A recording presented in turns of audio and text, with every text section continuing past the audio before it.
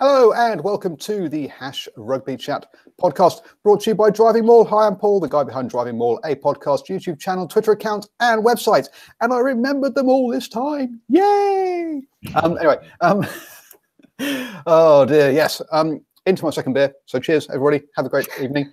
And do subscribe through your favourite podcasting app. 5 stars is a fantastic thing to do. Share with all your friends. Let them all know how wonderful, great, and brilliant this is. And if you like, you can always watch us on YouTube Live, 8 p.m. every Tuesday. And also the recordings there as well. Joining me this evening, all the way from, who should we start with? Hamilton. Jess, how you doing? I'm good. I have a cold though, so I want to apologise if I cough or something like that. I'll try my best not to. This is why we do it remote, is so we don't catch each other's diseases. Exactly. It's fantastic. Works really well. And from the West Stand Massive, and he's decided, obviously, Spark didn't get in touch overnight and give him a contract because he is wearing what must be described as, well, a horrible shirt, basically. How are you doing? I'm rocking my Gold Coast sort of shirt, you know, fishies and stuff, tropical fishies, in celebration of the men's and women's sevens team winning gold at the Commonwealth Games. Was it men's and women's team, or was it men's and the men's and team? the All Black Sevens and the women's team? Well, no, it wasn't the All Black Sevens and the wives and girlfriends of certain men's team. Yeah. After some absolutely horrendous jumping ahead. Oh, and the sisters. Don't forget, some of them have brothers that are All Blacks too. Yeah. Oh, that's very true. Yes, yeah. Yes. Because we had Sonny Bill Williams' sister do really well. Ah, good on you, Paul. I saw what you did there. Unintentionally. Niall Williams. Niall Williams, yes. Yeah. So come on. What do we think of the coverage of the Commonwealth Games and the Sevens?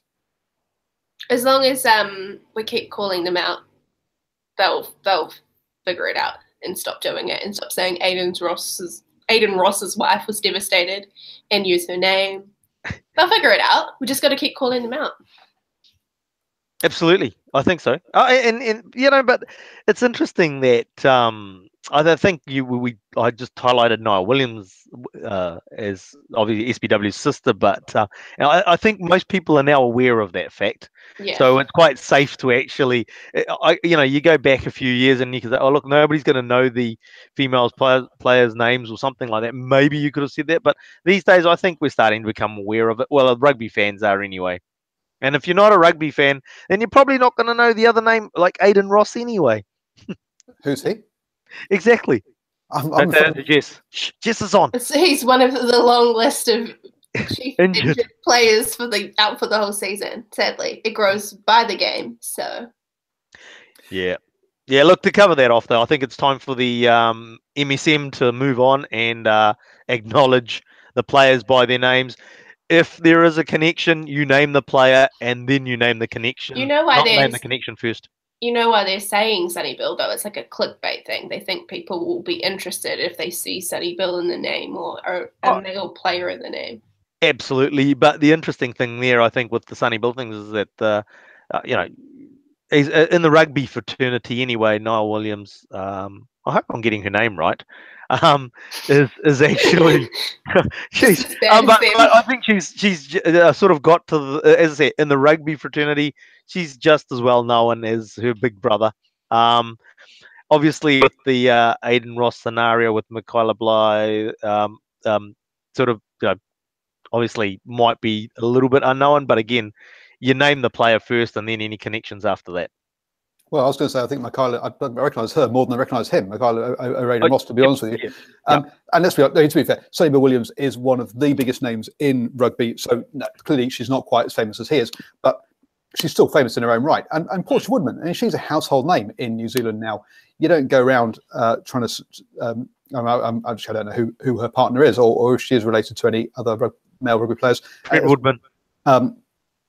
So you don't go around mentioning him. You mentioned Portia. No one knows who Portia Woodman is. Hey, she even got up on stage next to was on stage in her sloggies, which shows that alongside the All Blacks and also I've gone blank as to the DJ Forbes for their advert for sloggy underwear and stuff. So the women's game is what the moving hell are forward. sloggies?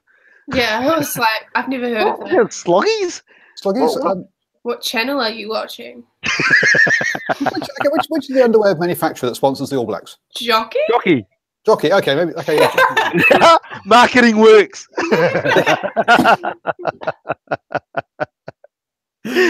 Oh dear. So there we go. So there we go. Okay. So she was one of the four faces of the jockey adverts alongside DJ Forbes.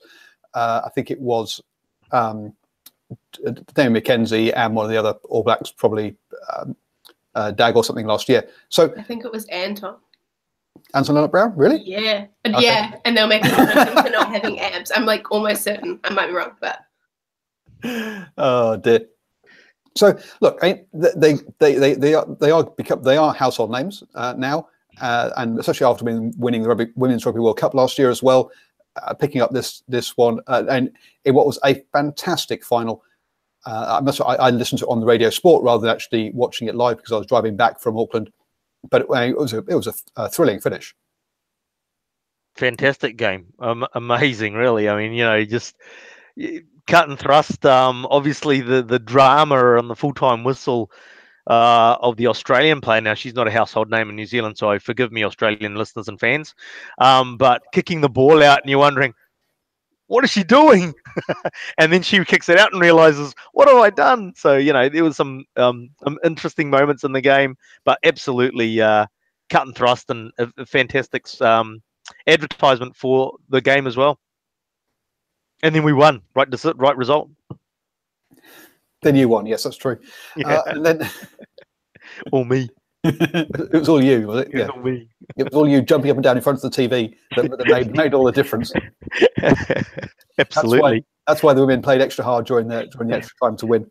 I have to do that so my son has the opportunity. Dad, they can't hear you. My favourite one was that actually my uncle would go watch the games, would come back and watch the replays at home, and still shout at the ref, and my mum would go, "They can't hear you, and you know what happened as well."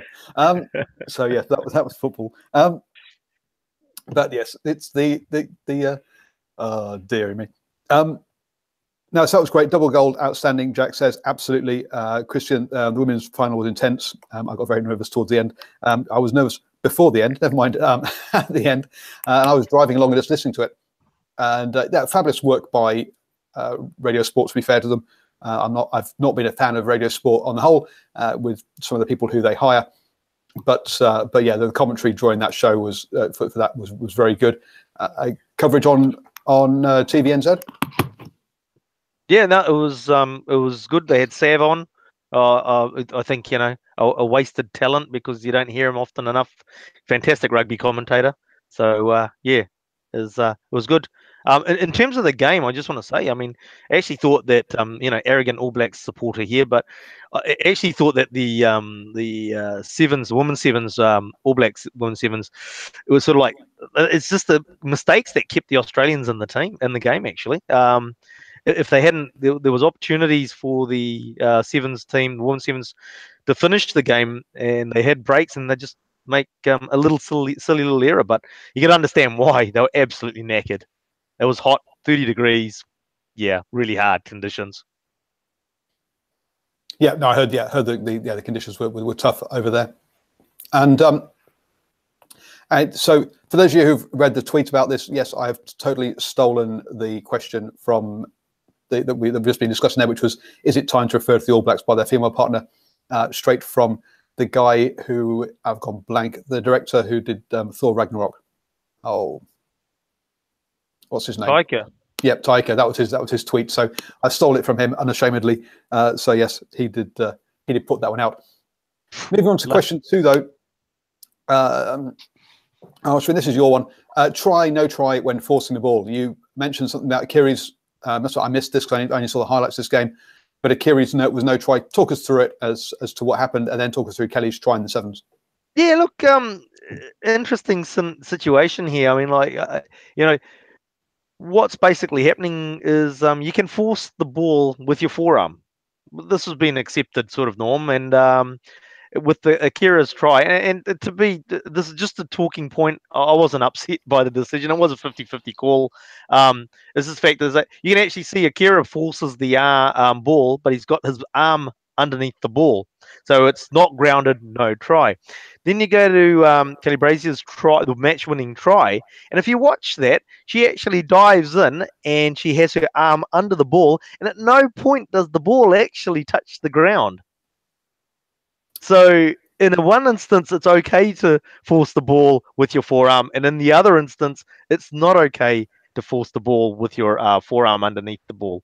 So that was the interesting thing, and I've seen it happen before, and I've seen it called both ways as well. Generally, obviously, it's called in the negative of no try when it's in a collapsed heap type on the line, and it's called a try when it's in a motion of a dive, where sometimes the ball carrier, and guys listening on the podcast won't see this, but having both arms wrapped around the ball, and then they dive forward, and the ball at no stage touches the grass. So that was it, and this was an interesting sort of scenario where one day, people are going to be up in arms saying, "Oh, he's forced it," and this is like, well, no, he never put the ball down on the ground. And this is one where I thought was a bit like cricket, where your hand on the bat counts as part of the bat, and I thought that your hand on the ball counted as part of the ball, but I've been told that's not true, and that you've got to get your hand out of the way and put the ball down. So I don't know. As you say, sometimes when you dive, it doesn't get put down. But if there's no one else near you, they won't go for a TV replay. If there's a bunch of bodies, then they'll go for a TV replay and see whether it was put down or not. And that's what it really comes down to, doesn't it? Absolutely. Yeah, absolutely. That's what it is. When you look at it like we're going upstairs, we're going to have a look at it, and it's just like, well, the ball was never grounded, so it's no try. So there. Any comments, Jess? Well, what do you think if at the time the Australian team had been like, no, we want to check that? Yeah. What do you think the outcome would have been? Do you think they just missed that? Or do you think it was, Oh, no, look, yeah, no, look, in a situation, I've never seen a question in a diving motion. And it happens consistently in a diving motion. The ball never actually gets grounded. But it's never been questioned. And you raise a really good point. What if the Australians had said, go upstairs, although Paul doesn't like this, running in at the ref and say, go upstairs, it's no try, she never grounded the ball. But that's really very high stakes, That would be the time to be like, no, we need to have a second opinion. Yeah. So, it's just like that's when that's going to be tested, when it's a clear cut, nobody's near around the ground, the try scorer, and somebody randomly goes, check it, because they never grounded the ball. And okay, no, I'm going to take this even. There are two strands to go here. But one of the ones that I'm going to go down here is that I'm going to take it even further. Not even the captain. If you look at the law book, there's nothing in the law book saying the captain can talk to the referee and is allowed to question the referee. It's purely a convention that the referees have because they want to have communication with the teams. Now, I think, any other player who walks up to the ref to just be told to shut up and go away, whatever they're asking for. So, yes, absolutely charging up to the referee and saying, hey, check that, please. I don't think he grounded it. Absolutely not. There was one try over the weekend during the Super Rugby. I can't remember which one it was, but it looked like he hadn't really put it down, and then he gets up and throws it up in the air, and you're like, ooh, that one looks a little bit close. Maybe he didn't actually get that one down because he had control over it. But again, one of these situations where he dives, bounces, and you think, actually, his arm's been under that. That ball's never touched the ground. And he's got same with the Bowden Barrett try. Pretty sour about that, to be honest.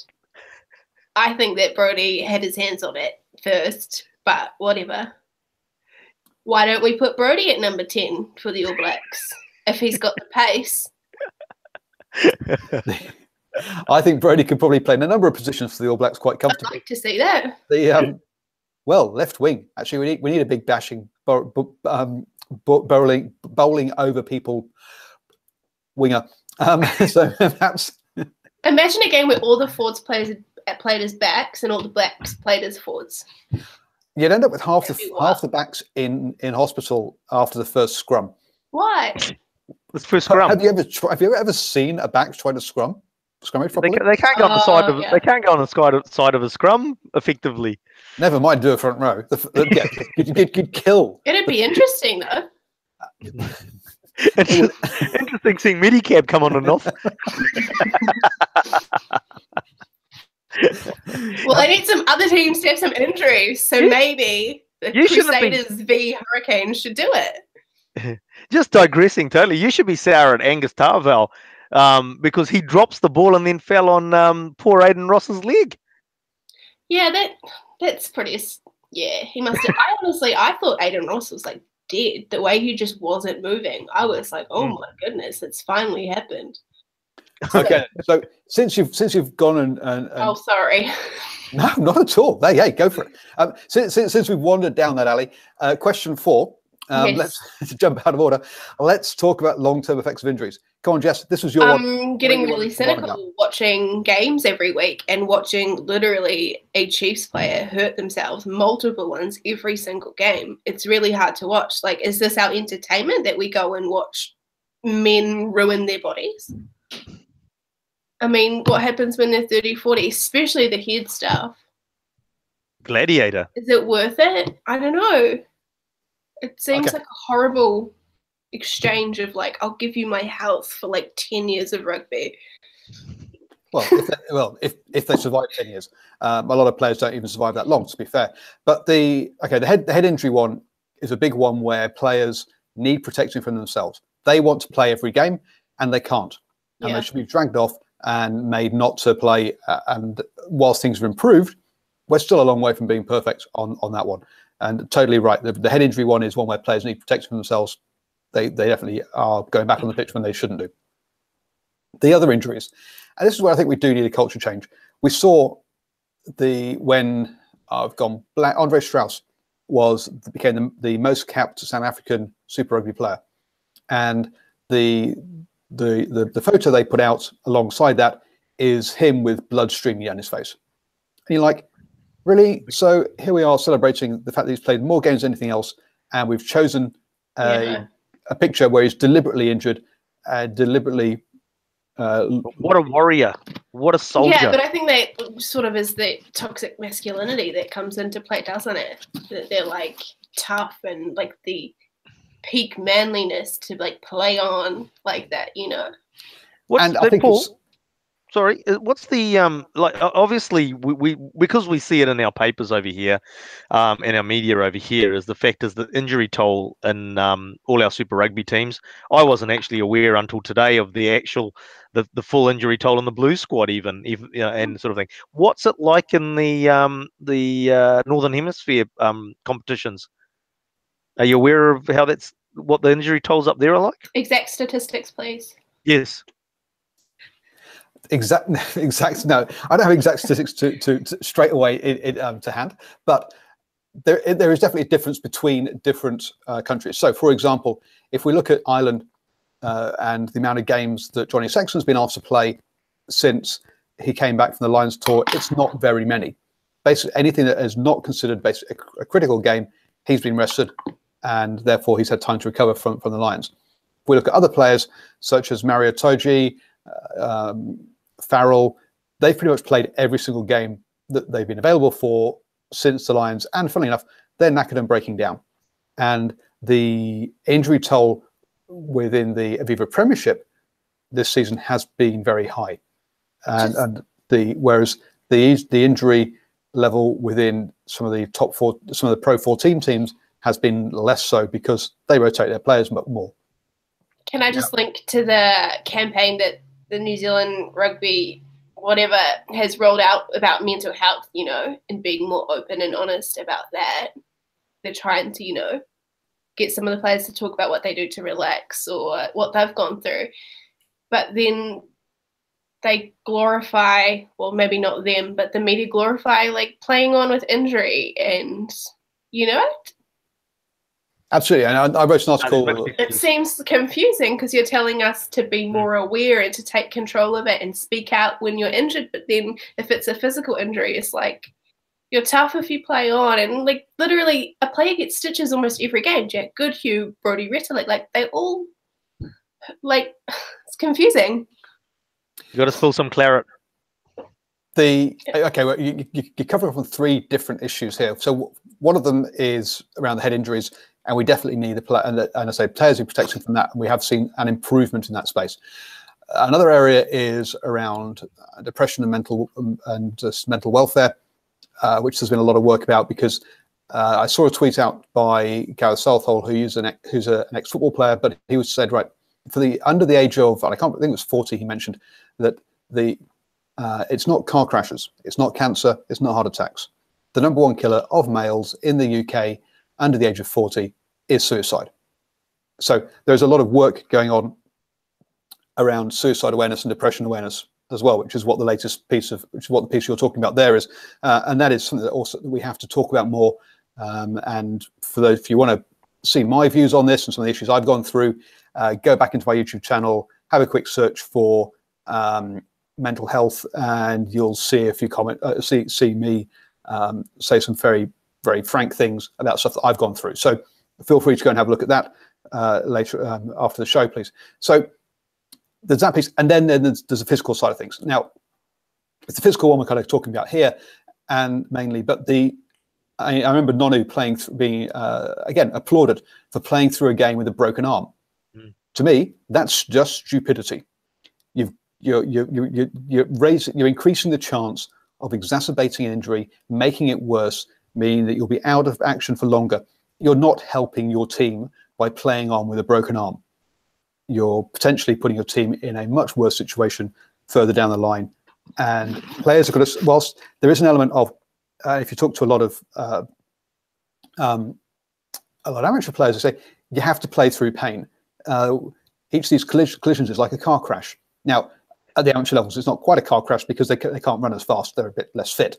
But at the top level, it's like a car crash each time. So if you can't play through some pain, you're going to go off the very first sign of any contact. So it's a balancing act of playing through pain, but knowing when that pain is actually an injury, when your body's telling you, stop, you're hurt, get off. And I don't think we've got the balancing act right. You know, when I was at the Chiefs Blues game, the Blues wing, I think it was the 14, the medic kept coming up to him because he wasn't walking straight. He wasn't good. And for a good 20 to 30 minutes, the medic kept trying to talk to him and get him to come off, and he just wouldn't. And they were just letting him play on. I was right where he was, and he was not good. And that's a farce. The medic has to have the ultimate say and just grab him by the collar and go, you're coming off. He was literally like walking like, yeah, he was not good. That's. I mean, like I know you're trying to give some ups to the medics there, Jess, but the reality is that the medics actually have all the power to yank the player, because effectively he can get the referee. The medic can get the referee to stop the game, and therefore the player has no choice but to leave the field once the referee has said you leave the. Obviously not giving him a red or yellow card, but I have seen the referee say you're off, you're going for an HIA or whatever sort of thing. So the power is actually in the medic's hand. Obviously they're not using it possibly in that scenario. I mean, for the players, sometimes they're so eager to get game time that they will just be like, nope, it's fine. Oh, absolutely. I mean, top level sports, all about the fact is that, can you afford to give that next guy down the ladder a break because it might be your last time out there if he performs. So there is that fear, I suppose, for a professional athlete from any sport. There's a couple of things. One of the, you don't want to let the team down. And the problem is that we're getting that the wrong way round. You're letting the team down by trying to play through hurt. The second side of things is, as you say, if you give someone an opportunity to take your jersey, you may never get it back. And whilst one of the things we've seen with the Chiefs is that there's a lot of decent players out there. Heaps of opportunities. Yes, just wait another week. Yes, but what I'm saying is those players that are coming in are not showing up to be that much to be of a lower level than the person they've replaced. Those people that have been injured, that are injured to the end of the season, may not get a contract next season. because the player that's come in has played well. Mm-hmm. So there is people out there. One of the things that I've heard the Egg Chasers talk about before about players is opportunity is about as big a thing as talent or whatever, because there are a lot of talented players, a lot of players with the willpower to do it, and if they get the opportunity, they can prove it.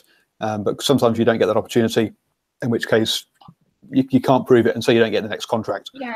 So there is also that as well. There's a lot of good chat going on in the chat, but it's going too fast for me. I'm sorry, guys, to be able to concentrate on that and talk as well. If you want to have something brought up or a question asked, then please do the super chat. That'll make it bounce out and I'll be able to see it. But yeah, no, there's a lot of that going on. I think we've got the balance wrong at the moment, and that when you change that, I think we're improving around head injuries. I don't think we're moving forward yet with the physical injuries. In terms of the physical injuries, if we keep going at the rate that we are, then the squads have to be bigger. Player management has to be better.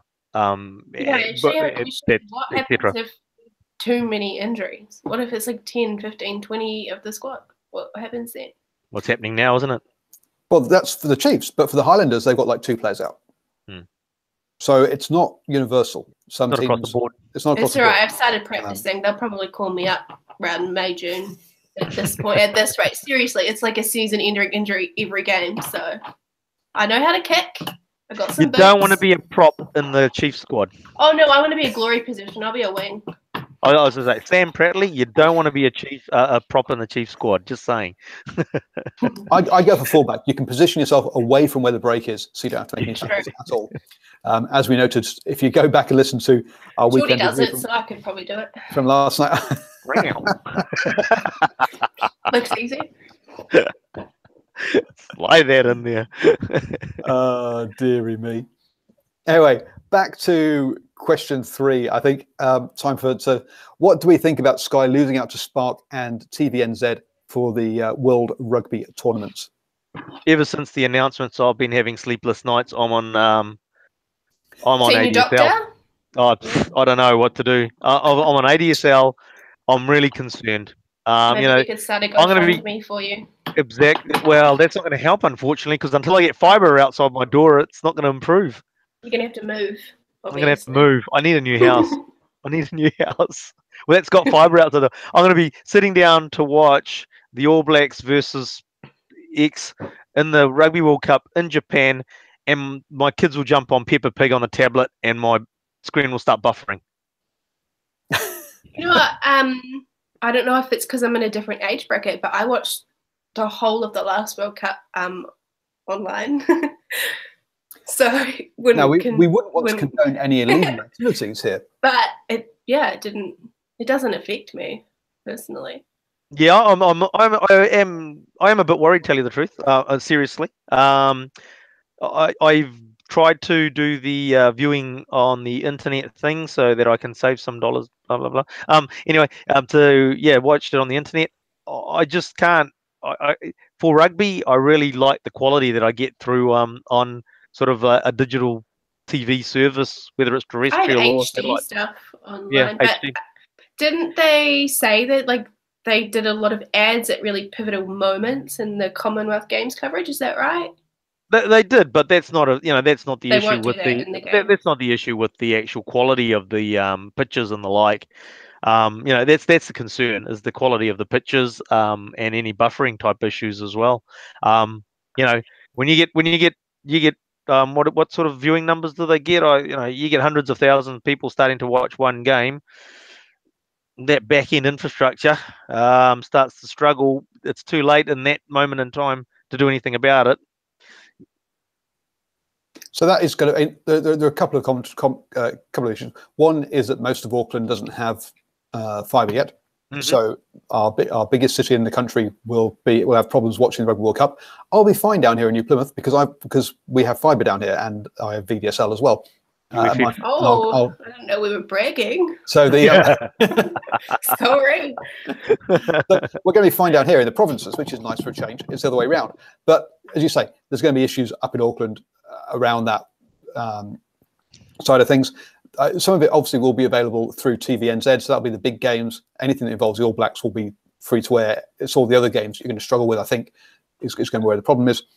The the other side of things that was actually sorry, I spotted in the chat down here is what's the quality of commentators going to be like if they're all signed up for Super Rugby for Sky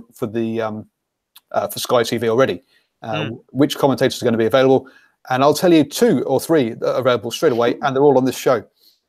Yes, I would be amazing. Awesome. I'm an awesome sideline comments guy. Yeah, I'm not at all biased. No, I keep not my at all. temper when I watch games. I'm very pro Barrett. Be fantastic. The older Barrett, that is, or the very young one. Just Bowden Bowden and Scott are absolutely fine. No, okay, right. Scott. Okay, so there is that, and actually, full disclosure, everybody, I have approached Spark and told them, hey, if you would like to have some warm-up shows to encourage people to come on live on what's their live streaming platform? I forgot what it's called now. Lightbox. Lightbox. Then I'm more than happy to produce a rugby channel for you on Lightbox. That's very generous of you. So we'll have to see what eventuates from that. They'll say what is the time difference in 14 days if they're interested. Tokyo? Just because I remember last World Cup, I was getting up at like 3-4. What is the time difference? Are the games going to be time friendly? It's about the same as Sydney, so I think it's 3 hours. Oh, nice. Oh, sorry, 2 hours. 2 hours. Sorry, I think it is. Beautiful. So yeah, don't worry. From a New Zealand point of view, it's an okay time zone. The time currently in Tokyo is 5:32. Oh, nice. So 3 hours difference. So Christian, this one says, I saw that tweet from you, Paul. Yes, not only have I tweeted Spark, but they've also given me a website to go to, and I've officially applied to provide them with wonderful rugby content, original rugby content as well. What do your credentials need to be? DrivingMaul. What are you trying? I'm selling. I'm selling you already. Don't worry. Yeah. So anyway, so yes, so you may maybe find that the DrivingMaul package will not be available on YouTube soon. It may be available only on Spark through Lightbox. So, don't forget where you came from. Don't forget your roots. Okay. No, we're part of the package. We're part of the package. It's okay. Okay. Yeah, you've been sold already, whether you like it or not. So now it is interesting that it's going to change from Sky. Sky got a lot of subscribers around the 2015 Rugby World Cup. Clearly, they decided that the cost this time is too much, and they haven't gone for it. I think the Rugby World Cup is going to be okay because we're still a year and a half away, and I think Spark and TVNZ can get their act together by then. What's going to be more interesting is the Junior Rugby World Cup that's happening in about 2 months' time. And our Spark and TVNZ going to be ready in time for that.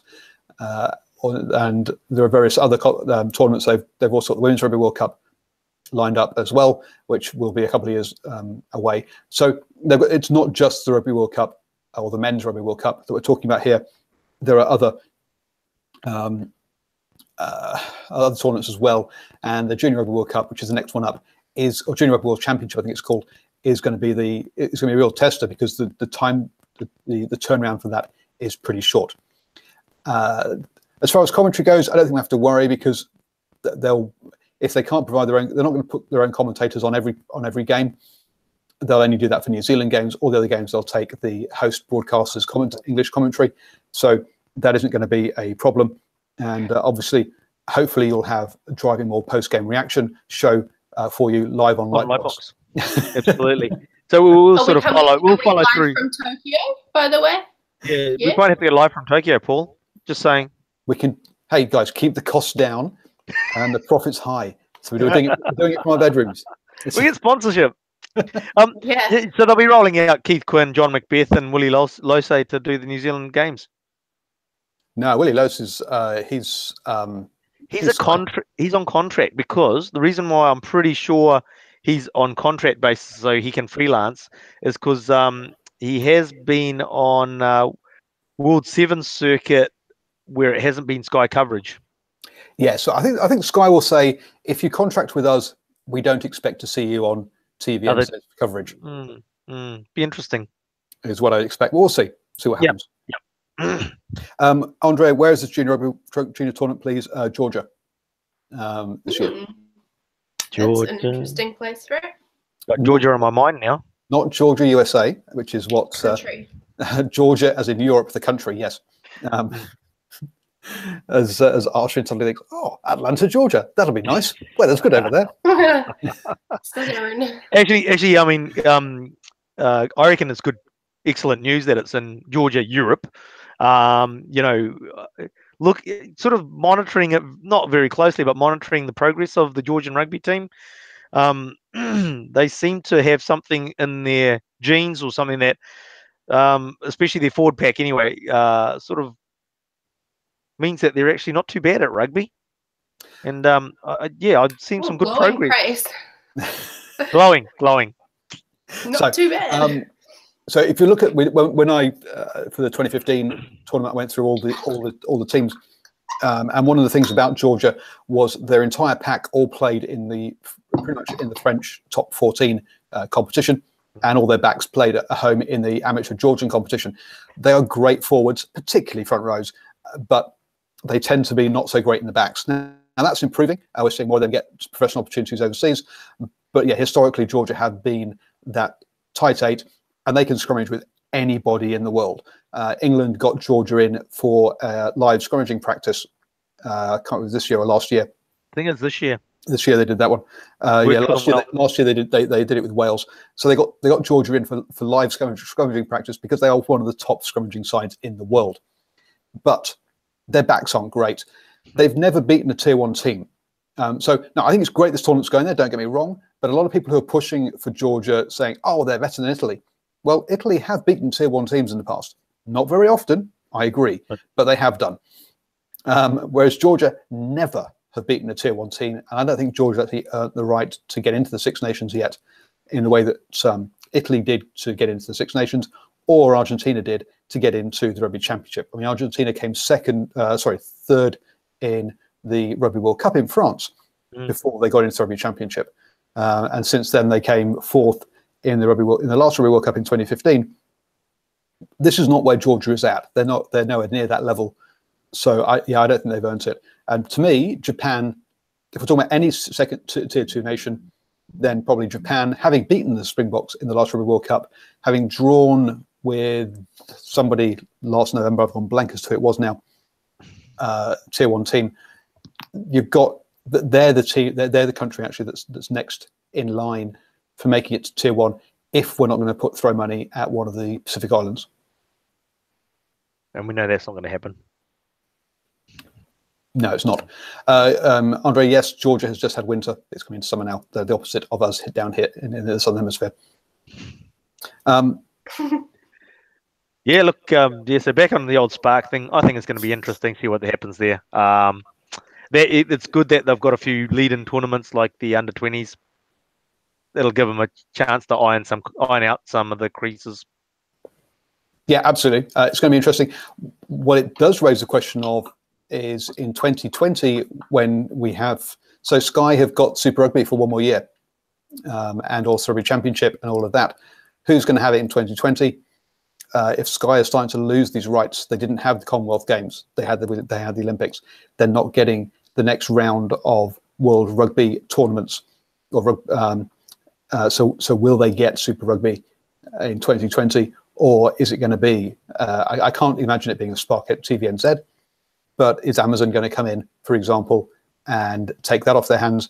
And Amazon, obviously, your content producers are all watching this show, and if you'd like us to provide you with Super Rugby coverage on Amazon to warm up the rugby audience somewhere, obviously more than ready for you. So yeah, there is that big question as to how much is Sky losing its grip on these sort of things, because they have had a monopoly for so long, and that's made them complacent. It will be interesting, won't it? Because if Spark does do a bang-up job of the Rugby World Cup in Japan, then it'll actually make it even more enticing for someone like Amazon to come in. The issue they will have is that they don't, at the moment, Sky have the OSB side of their organization that goes and broadcasts the games. Amazon or anybody else won't have that facility. So that'll be interesting on how they sort of, get over that hump. They could just do use drones for the whole game. Follow the players around. Yeah.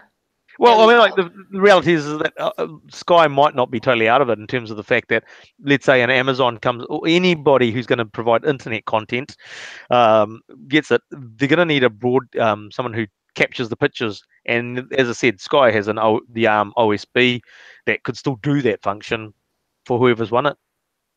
Obviously, yeah. Sky, the only company in New Zealand that have the OSB capacity to do Super Rugby games and Rugby Championship games in New Zealand. It is whilst they do own that, it is a wholly owned subsidiary. Yes, it's not part of Sky TV itself. So other companies do already utilize it. It is a sold. They do so for concerts, etc. It's not just for sports games. There's the OSB. So I mean, already other companies use it. So it wouldn't be surprised if whoever does it will have to use Sky's OSB. There's no toys about it. The other side of it is, though, that Sky deliberately bought Prime because Prime is free to air. That allows them to show delayed games free to air, which keeps the competition or keeps the government happy that there is some rugby available on free to air TV. So if Amazon does come in, they're going to have to do a deal with somebody like TVNZ so that they can screen delayed games at the very least on free to air. It won't be all online. Something will be available on free-to-air TV.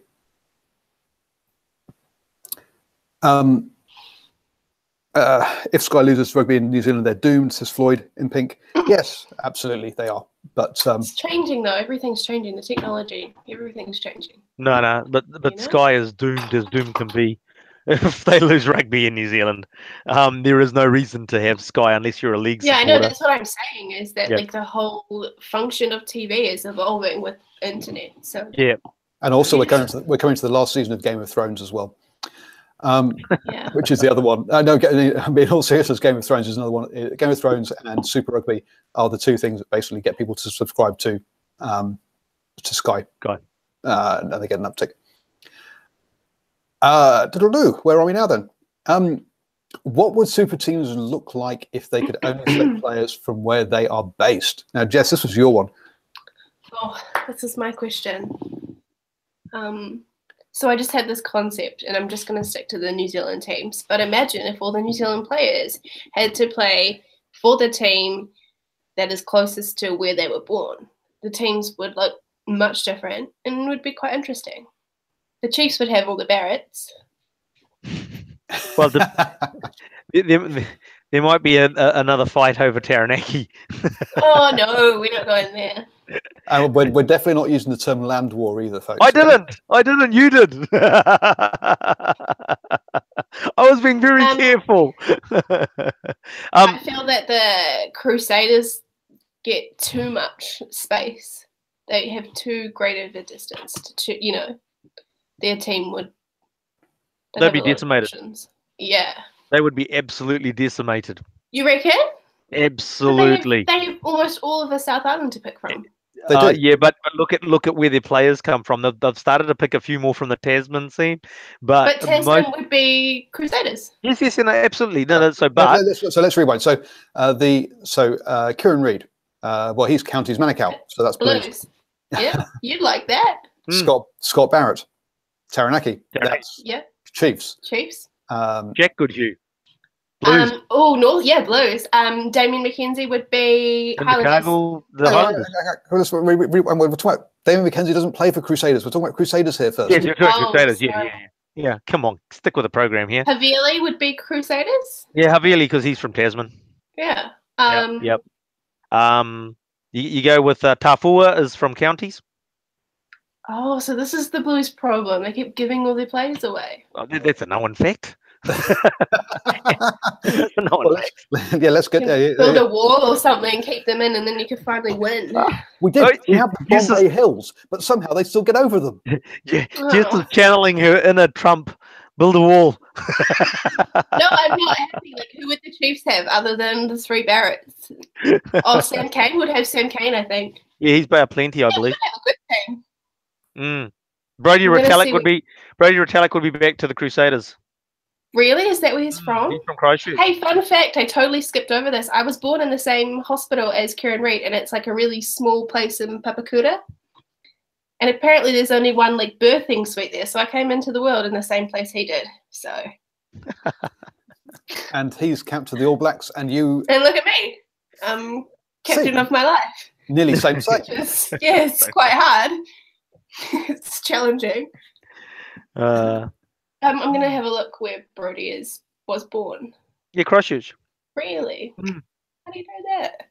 Because that's the one that the Crusaders let get away. Oh, that's Although he went, it's via Hawke's Bay. I'm not. Yeah, I think. Who else is there? Rico, I think, is probably just going to be Blues still. Yeah. Oh, absolutely. TJ would be still Hurricanes. TJ. Oh, Piranara, yes. Yeah. Yeah, but Crusaders is the interesting one. I think you'll find. They wouldn't have anyone, would they? Oh well, you say that, but Highlanders. And who would the Highlanders have left? Just going in. That's all they do. Don't worry about it. They have Ben Smith. What about Ben Smith? Where's he from? Ben Smith's a target through and through. Okay. But Naholo, Blues. Sopawanga. Actually, Naholo, I think he's actually out of obviously he's from Fiji, but he's actually a schoolboy rugby player out of New Plymouth or Palmy. I'm gonna Google it right now. Sorry, yes, New Plymouth, because I was in a local rugby club and he is on their honours board. Yeah. Whoa. For those of you who watched some of my tweets 2 Fridays ago. There you go. So Braden Enor. Polo is younger than me. How depressing is that? He's exactly 2 months younger than me. It's his birthday soon. There's another one, Braden Enor. He's from Auckland.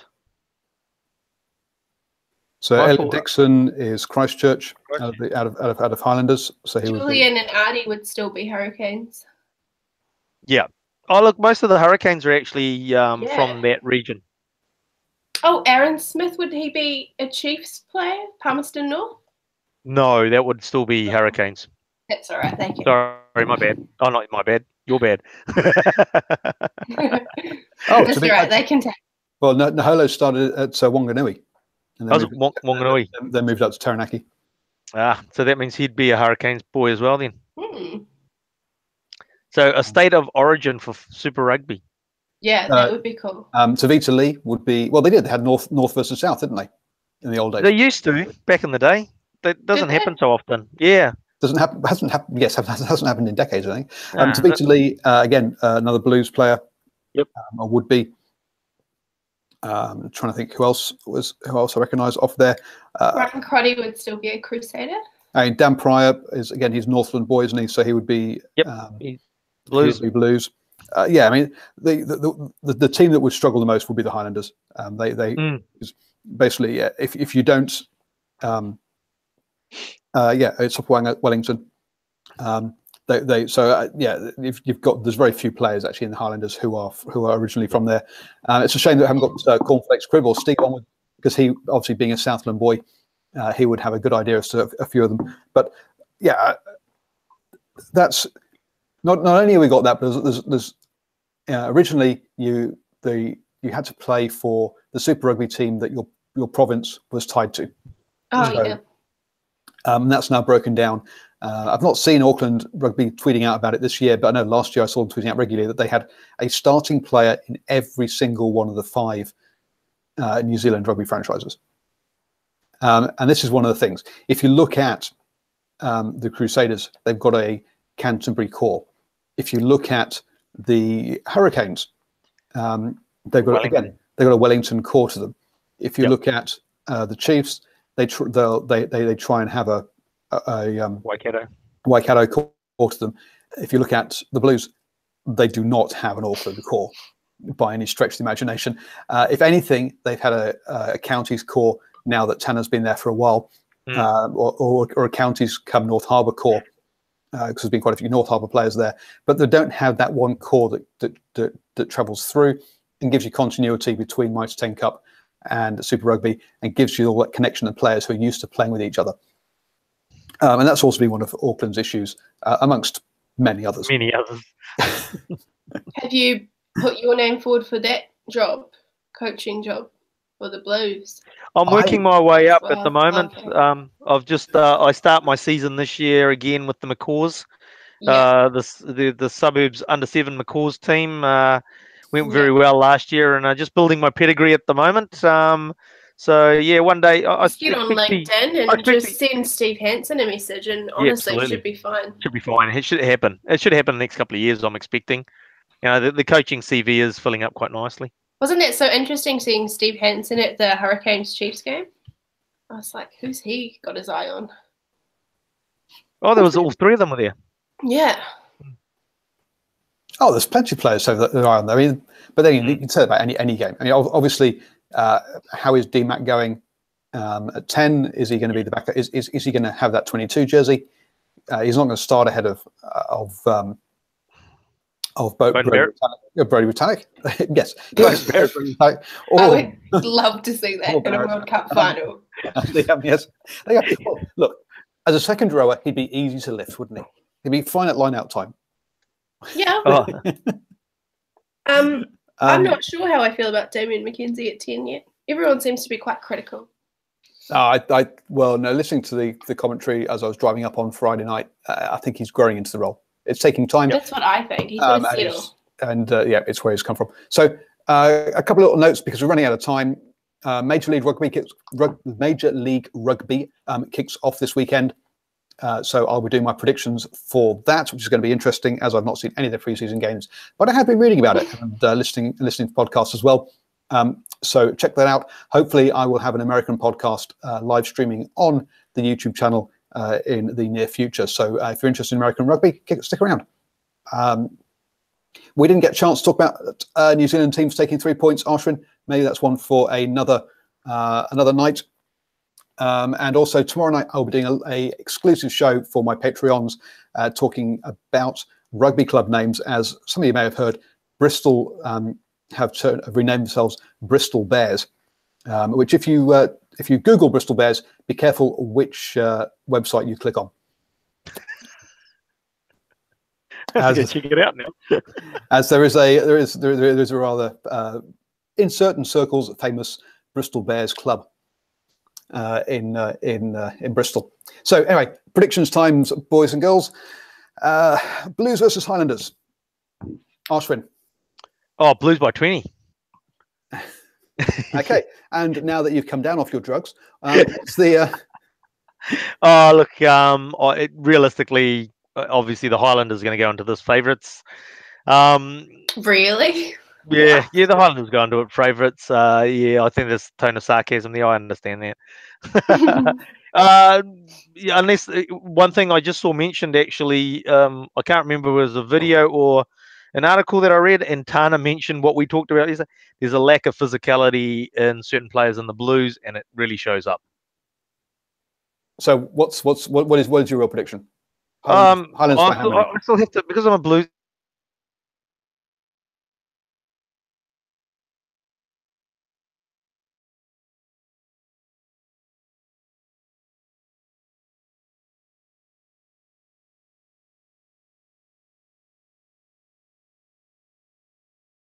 That Waratahs versus the Lions. This is one of the interesting ones of the weekend.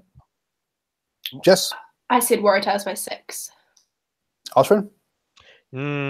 As you say, just don't know how the Lions are going to travel, and we'll find out if the Waratahs are the real deal after they've had 5 or 6 in a row straight that they've won or something. I've read.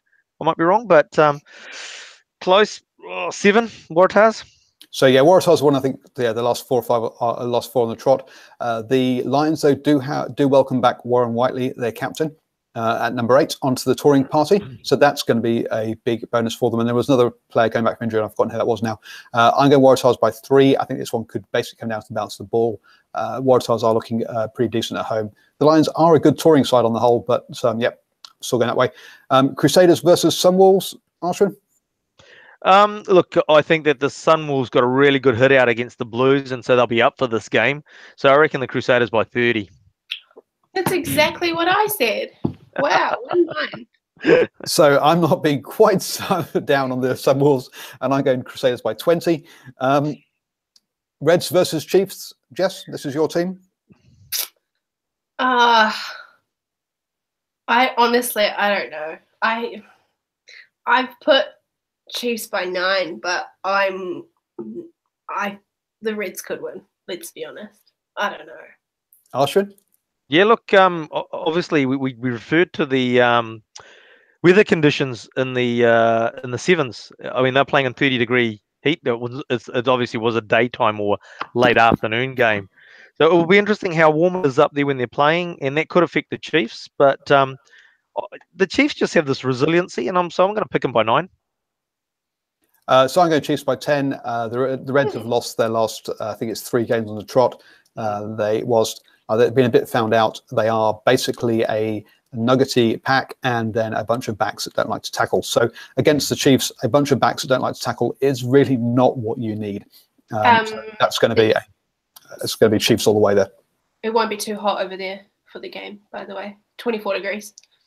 That's not too bad. That's balmy. We head over to South Africa for Bulls versus the Rebels. Ashwin? Bulls are after they'll be wanting to keep the performance level up, like they did against the Sharks last week. So I'm actually going the Bulls by 15. Ooh, going big. Bulls by 10. So I've gone Bulls by 7. Yeah, the Rebels have been found out, and their early season's easy schedule has come back to haunt them. Yeah, we're now seeing them actually lose a couple of games. Sharks versus Stormers. This was the other one that I found extremely hard to pick. Jess? Sharks. Ashwin? I'm going to go flip a coin. Sharks by 3 at home.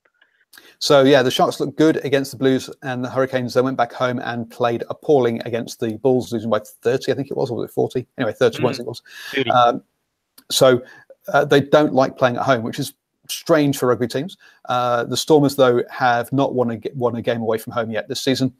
And so, yes, it's basically I'm going to who is the worst rather than who is the best of these. And I think the Stormers are the worst out of the two, so I'm going for Sharks by 5.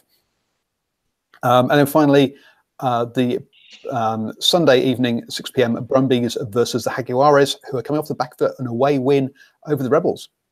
Ashwin?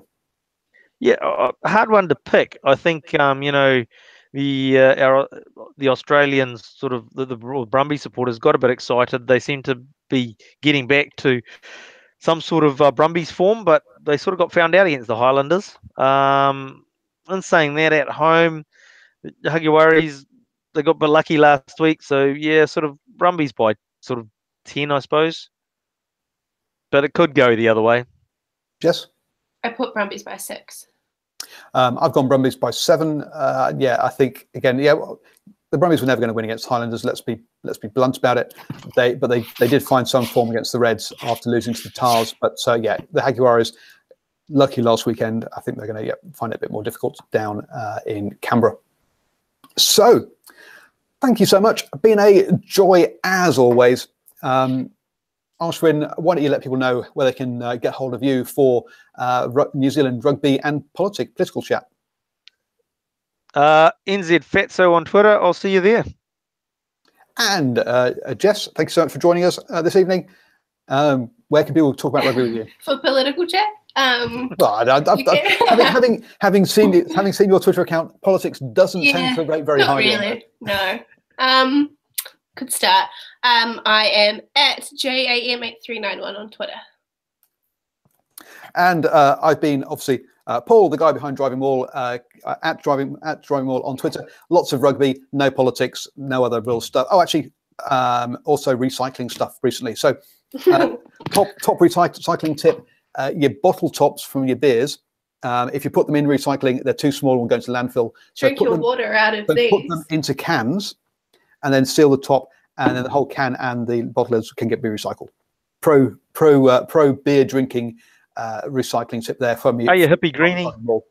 Yes, hippie. You can see the hair dangling down below the cap. Anyway, the whole thing. 5-star reviews. Subscribe on your podcasting gig. Please subscribe on the YouTube channel. Give it the old thumbs up. Lots of comments. Loving all your stuff, folks. Become Patreons. Just do everything. Just click on anything on the screen. Save the planet. And save the planet, of course. But most importantly, enjoy whatever rugby you're watching.